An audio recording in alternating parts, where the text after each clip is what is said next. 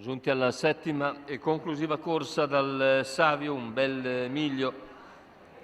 Categoria G in 9 al via, Undinando, Tango Quick, Striker, Viator Caff, Vaston dei Mag, Vatutkampf in prima fila, Zenit Jet, Rivelino, Villa Caccia Jet in seconda.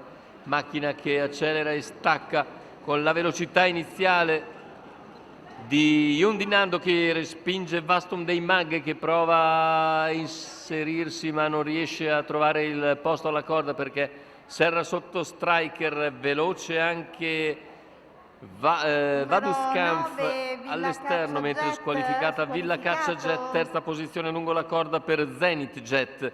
14,7 il lancio, Roberto Vecchione con Undinando è rientrato a Vaston dei Mag che è costretto ora all'esterno e completa il quarto iniziale in 29,5. Seconda posizione per Striker che precede sempre Zenit Jet, mentre in terza ruota si lancia ora Viator Caff che progredisce con decisione dopo 600 metri di gara. Va a premere sul leader dopo aver superato Vaston dei Mag, 45,8,600. Insiste Viator Caff e passa dopo 700 metri di gara. Nuovo leader Viator Caff nei confronti di Undinando. In terza posizione Striker, poi c'è Zenit Jet e gli altri con Vaston dei Mag che a questo punto è in cedimento ovviamente. In posizione alla corda c'è anche Rivelino più indietro. Intanto 59,8 per Viator Caff che completa 1 chilometro in 1,14,7.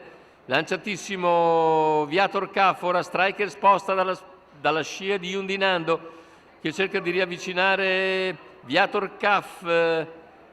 Siamo ora a 400 scarsi dalla conclusione con Striker che si impegna a lato di Viator Caff che sembra aver finito la benzina. Striker si avvantaggia gradualmente su Viator Caff, sta passando Striker al completamento della piegata. Viator Caff prova ancora a reagire, è retta d'arrivo con Striker che ha preso vantaggio ed è ormai imprendibile. Ultimi 50 metri per Striker che domina e vince nei confronti di Undinando che torna al secondo posto, mentre per il terzo sul palo probabilmente Zenit Jet pistica gli avversari.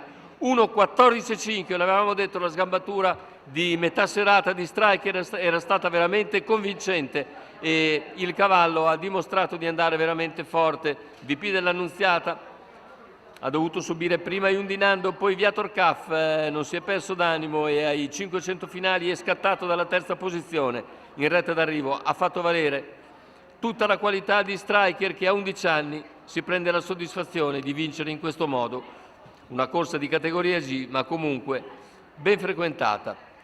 Vittoria quindi di Striker, VP dell'Annunziata per il training di Emanuele Ossani, Nicolò Venturi, quota al totalizzatore 2,93. È tutto per questo convegno dal Savio, l'appuntamento è per martedì prossimo.